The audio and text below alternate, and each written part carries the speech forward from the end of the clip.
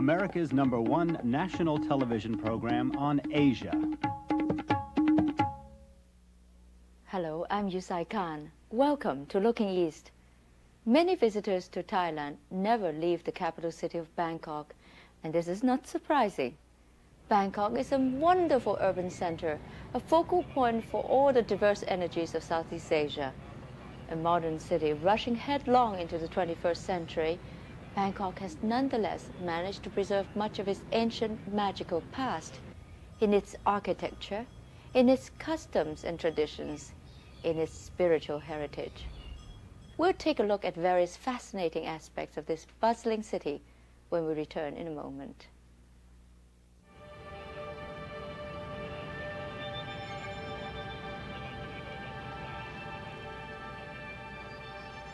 Bangkok, a sprawling cosmopolitan city, has experienced a phenomenal growth in the past 30 years.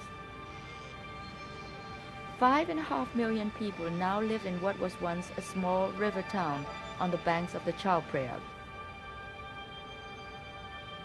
Now an international center of commerce and trade, modern office buildings and matchbox housing units seem to appear overnight.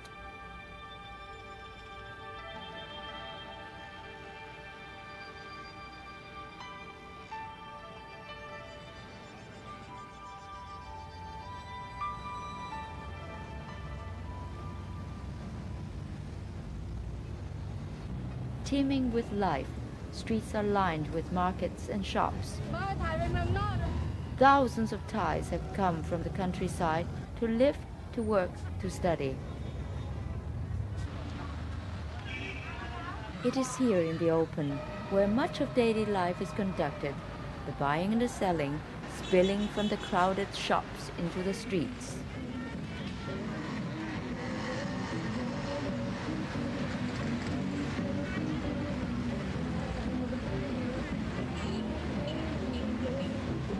The traffic sets the pace of modern life, the cars, buses, taxis, and the well-known tuk-tuks, the three-wheeled vehicles, 8,000 of them in the city.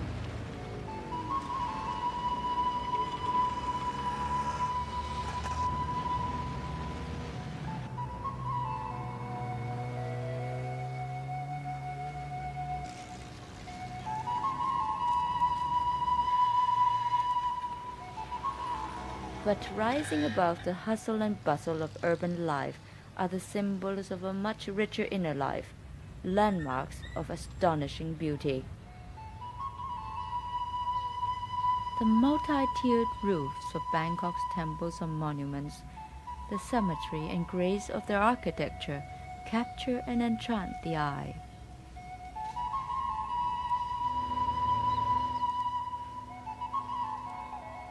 Wat Arun, the Temple of the Dawn with its monumental chatti, rising 90 meters above the Chao Phraya River, is Bangkok's Eiffel Tower. It is decorated from top to bottom with pottery and bits of porcelain imported from China.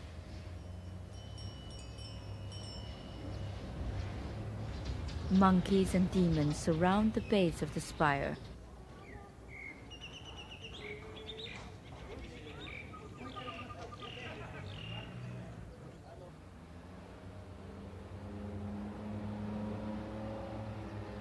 While Wat Arun is one of Thailand's most famous religious structures, there are more than 350 other temples scattered throughout the city. Each of them provides some quiet sanctuary from the crush of the world outside. The underlying tone of Thai life is one of tolerance, peace, and tranquility.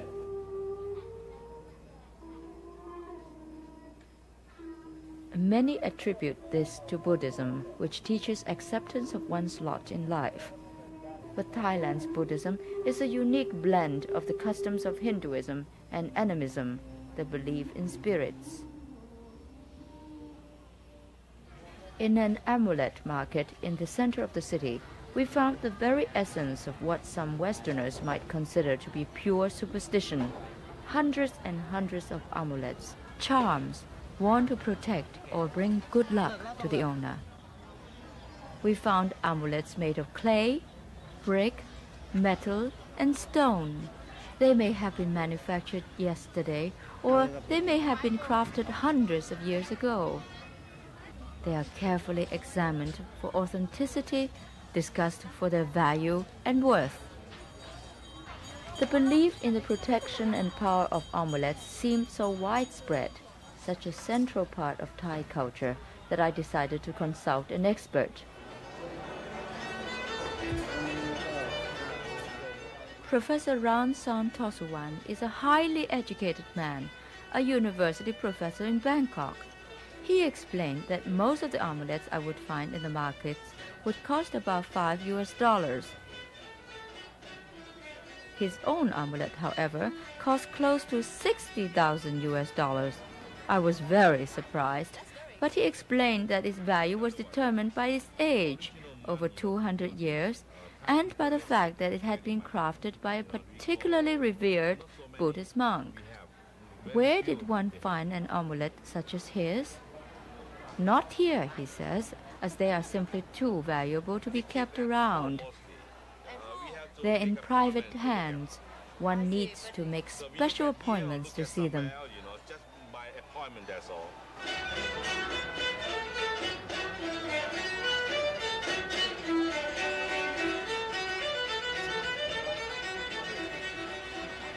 While I didn't feel the need for any particular protection from harm, I did decide to purchase a small souvenir, the image of Thailand's present king, King Bhumibol. Hope this brings me good luck. Next, a delightful aspect of Thai culture, the spirit house.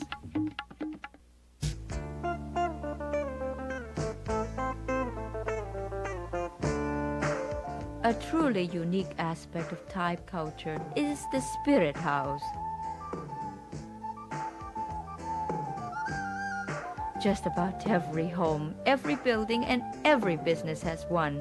You can spot them on rooftops, in courtyards, in parking lots.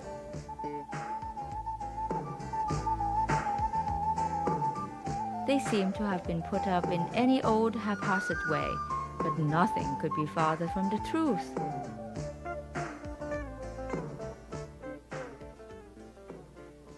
The protocol on how and where a spirit house is placed is actually quite elaborate. It must never be placed in the shadow of a house. It must face north or south, and it always sits on a post. Furthermore, the installation of a new spirit house involves a ceremony with astrologers, Brahmins, and Buddhist priests.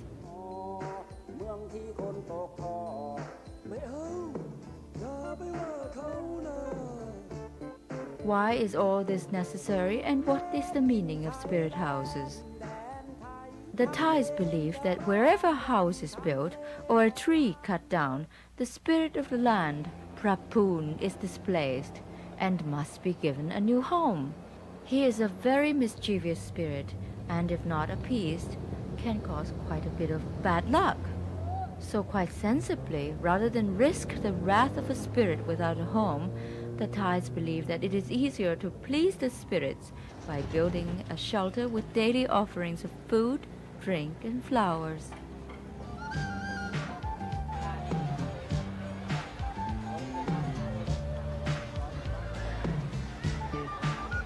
While amulet markets and spirit houses can be found everywhere, the Rose Garden on the outskirts of Bangkok is the place to observe the more traditional customs and pastimes of the Thais. The Rose Garden is Thailand's Disney World, except the cast of characters are different. Here we have Rose the elephant, Nat the friendly snake, and a parrot or two. An abundance of lush tropical fruit provides the raw material for these exotic designs. The making of silk, a practice which originally filtered into Thailand from China, is demonstrated here, as is the art of parasol making. There are demonstrations of many kinds, including Thai boxing, Thailand's national sport, with its devastating kicks to the body. And also there are many dance performances, including this breathtaking bamboo dance from the hill tribes of northern Thailand. It demonstrates the skill, grace, and agility of these young performers.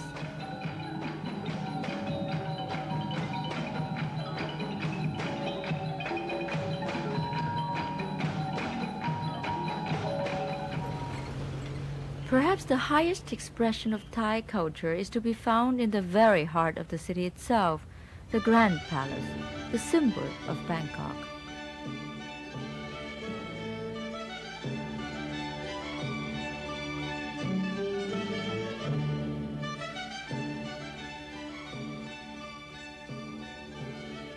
With the founding of modern Bangkok and the Chakri dynasty in 1782, King Rama I began construction of this magnificent complex of buildings on a site once occupied by what was then known as Chinatown.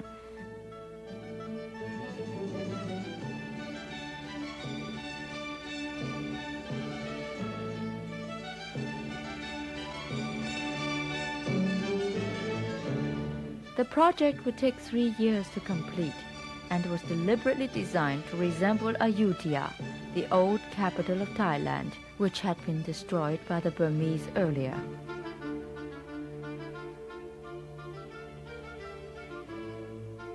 The result was a fairy tale splendor of reds, greens, blues, and primarily golden palaces and chapels, which captivate and enchant even today.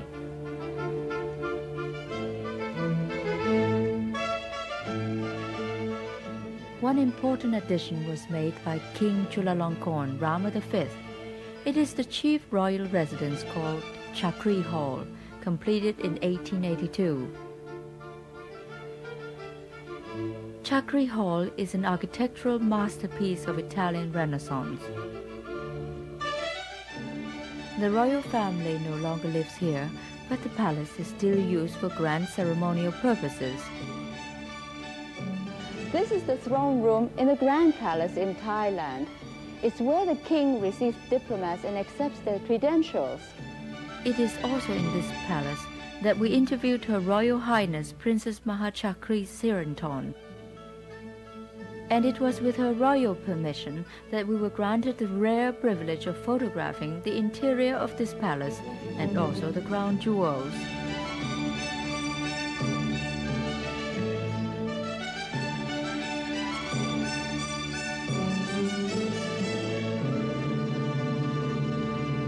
As you will see, the rooms are sumptuous, the objects magnificent, including an outstanding collection of Fabergé.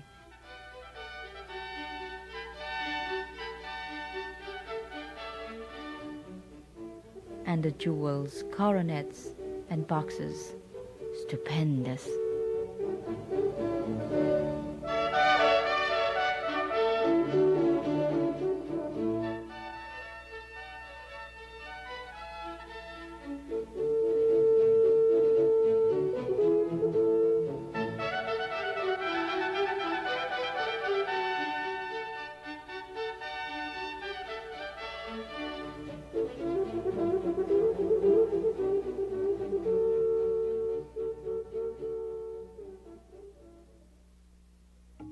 Next, the centerpiece of Bangkok's religious and architectural beauty, Wat Prakao. Within the precincts of the Grand Palace in Bangkok is Wat Prakao, Thailand's most sacred temple. This temple, built by King Rama I at the end of the 18th century, consists of many buildings and monuments. The most important building houses the statue of the Emerald Buddha.